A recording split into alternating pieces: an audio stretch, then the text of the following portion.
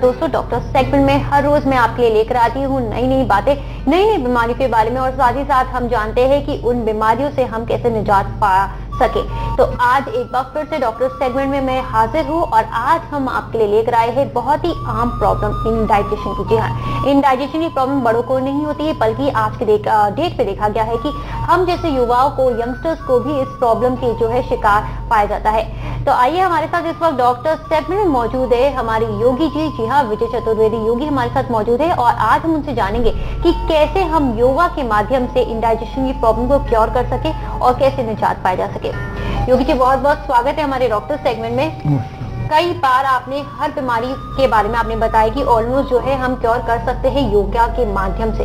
अगर बात करें इंडाइजेशन की, तो सबसे पहले तो ये हमें बताइए कि योगा में क्या कहा गया है, क्यों होता है इंडाइजेशन? योग में हमारे शरीर में जो मुख्य स्थान है वो है नाभि। जन्म के टाइम पे बच्चा नाभि से जुड़ा रहता है और पूरे शरीर में ऐसा माना गया है कि 72,000 नाड़ियां हैं और 72,000 नाड़ियों का केंद्र है नाभि। नाभि शरीर का केंद्र होने के साथ साथ पूरे डाइजेशन की प्रक्रिया को चलाता है नाभि। और ये नाभि पूरे शरीर के सेंटर में है, एकदम केंद्र में है। और जब ये अपने केंद्र से नाभि थोड़ी सी भी खिसक जाती है, कभी नीचे चली जाती है, कभी ऊपर चली जाती है, दाएं बाएं चली जाती है, तो हमारे शरीर में अपाचन की, इंडाइजेशन की शुरुआत हो जाती है। हमारे शरीर में नाभि एक महत्वपूर्ण हिस्सा है और नाभि हमारे शरीर का सेंटर है। ऐसा माना गया है योग में कि सारी शरीर में 72,000 नाड़ियां हैं और सारी 72,000 नाड़ियों का केंद्र जो है वो नाभि है। बच्चा गर्भ में जुड़ा रहता है, नाभि से जुड़ा रहता है और जिस टाइम गर्भ में बच्चा रहता है उस टाइम नाभि उसके हृदय का भी काम करती है।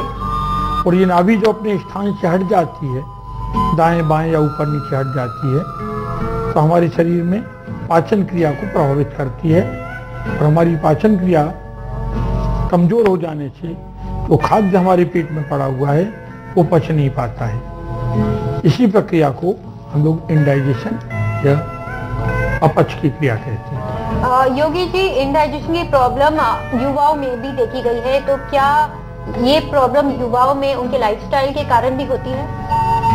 हाँ, एक कारण इसका लाइफस्टाइल भी है। लाइफस्टाइल में ये है कि हमारा खाने का टाइम फिक्स है जी।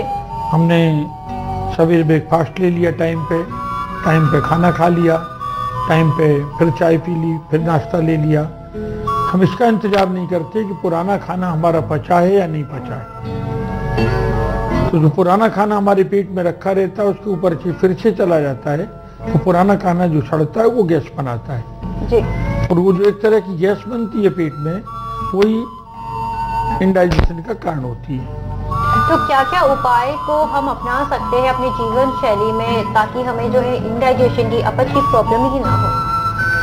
सबसे पहला इसका उपाय यही है कि एक तो हम अपनी नाभि को सेंटर में रखें। नाभि को सेंटर में रखने के लिए कुछ आसन हैं, जैसे उत्तान पादासन, धनुरासन, चक्रासन और मत्स्यासन।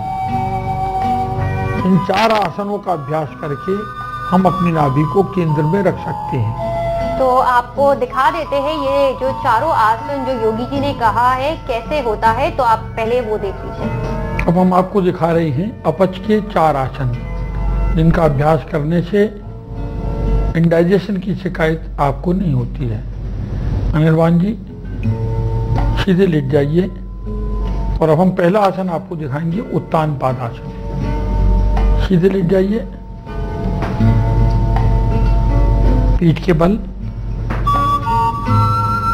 बल सीधे दोनों पैरों को मिला लीजिए, हथेलियों को जमीन पे जमाइए और दोनों पांवों को थोड़ा सा ऊपर उठा लीजिए, 6 इंच ऊपर रोक के रखिए। इसका सीधा जोर आप देखिए नाभि के ऊपर पड़ रहा है और इससे टली हुई नाभि जो है, अगर नाभि खिसक गई है तो वो अपनी जगह पे आ जाती है। इसका बहुत अच्छा असर पेट के ऊपर भी पड़ता है पेट को कम करने के लिए भी उत्तान पादासन बहुत कारगर आसन है। छोड़ दीजिए।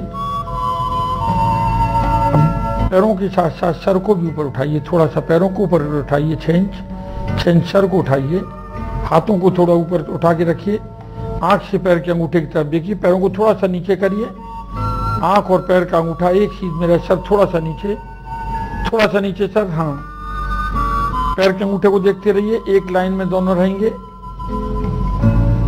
छोड़ दीजिए। यह है उत्तान पादासन, जो नाभि के लिए किसी भी तरह की टली हुई नाभि अपनी जगह पे आ जाती है। अब हम नाभि का दूसरा आसन दिखाएंगे, धनुरासन या उष्ट्रासन। पेट के बल लेट जाइए,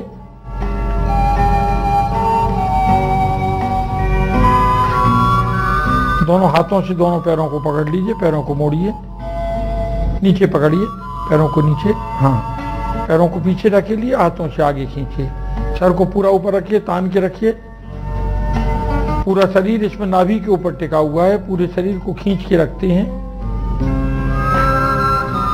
इसको धनुरासन भी कहती हैं और कहीं कहीं इसको उष्ट्रासन भी कहती हैं। ये नाभि के लिए बहुत अच्छा आसन है। छोड़ दीजिए।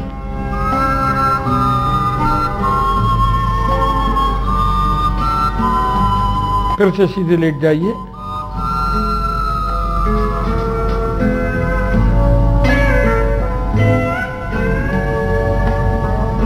अब हम लोग नाभि का तीसरा आसन करेंगे, चक्रासन।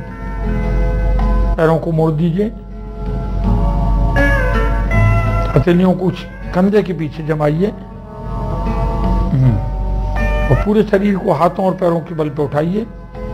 चक्र का आकार बन जाता है ये।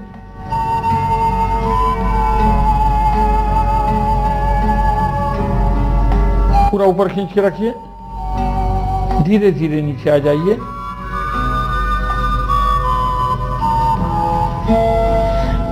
ये थोड़ा सा कठिन हो जाता है, आप इसमें अर्ध चक्रासन भी कर सकते हैं। हाथों को पैरों के बहुत नजदीक नहीं लाने की जरूरत नहीं है। जब अर्ध चक्रासन का अभ्यास हो जाए तब पूर्ण चक्रासन का अभ्यास करिए। अब नाभि का चौथा आसन आपको बता रही हैं, जो कि मत्स्य आसन है, अर्थात मछली का आसन। मत्स्य माने मछली। नाभि को ठीक करने के साथ साथ इसको अगर, जैसा इसके नाम से विदित है, अगर पानी में इस आसन पर लेटा जाए तो अपने आप लोग घंटों तैर सकते हैं इस आसन पे। मत्स्यासन लगाइए, पद्मासन लगाइए, लेटे लेटे।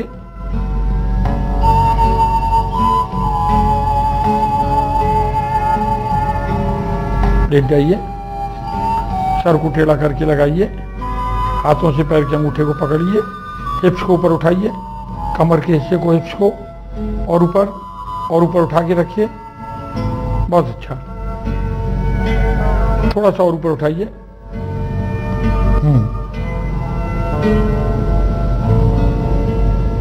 इसमें आप देखिए मछली का आकार बन रहा है। पद्मासन लगा के पीछे लेट के सर को जमीन पर लगाते हैं, कमर को और नितंबों को दोनों को ऊपर उठा देती हैं। छोड़ दीजिए।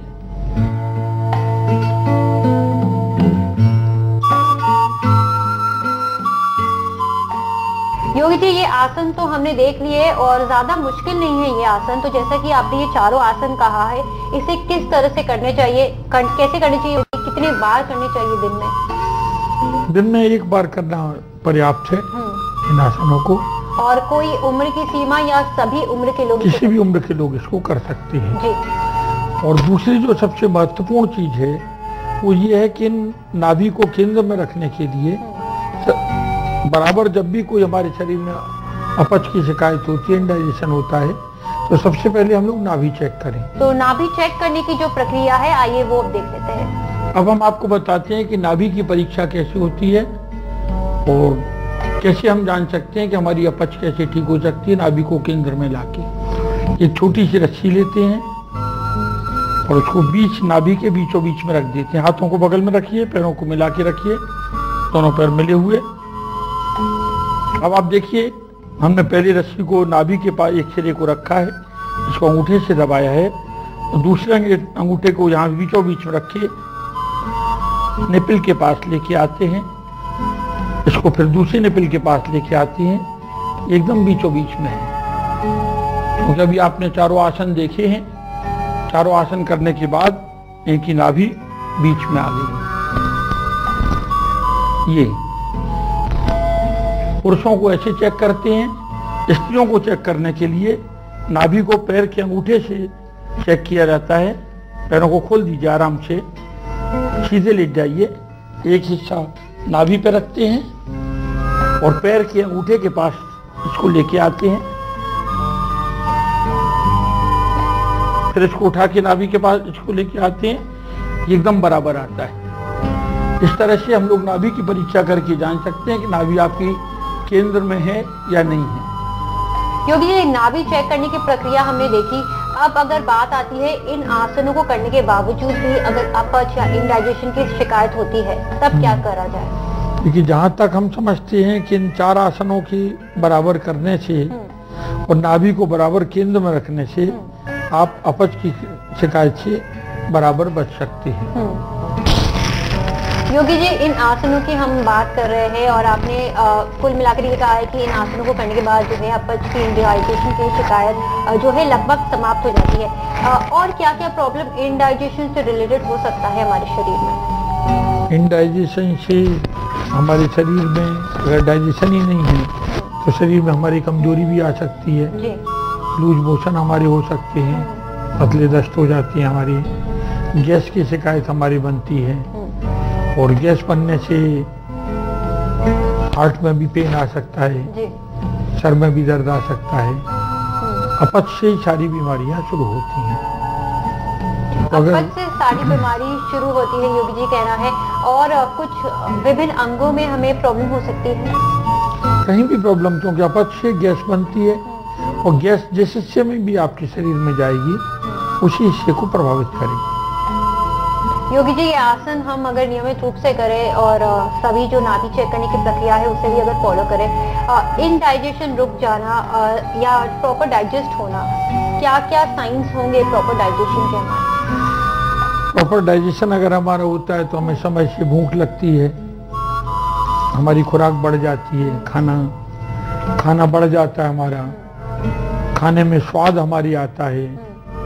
एक तो सबसे बड़ी पहचान यही है अपच की कि आप अच्छे से अच्छा खाना खाइएगा, लेकिन अगर पेट आपका खराब है तो खाने में आपको टेस्ट नहीं आएगा, खाने की इच्छा नहीं होगी आपकी, और जब खाने की इच्छा नहीं होगी तो शरीर में शक्ति भी नहीं आएगी। इसलिए हमेशा जब भी आप योग आरंभ करें तो सबसे पहले नाभि पे जोर दीजिए, नाभि के आसनों को करिए।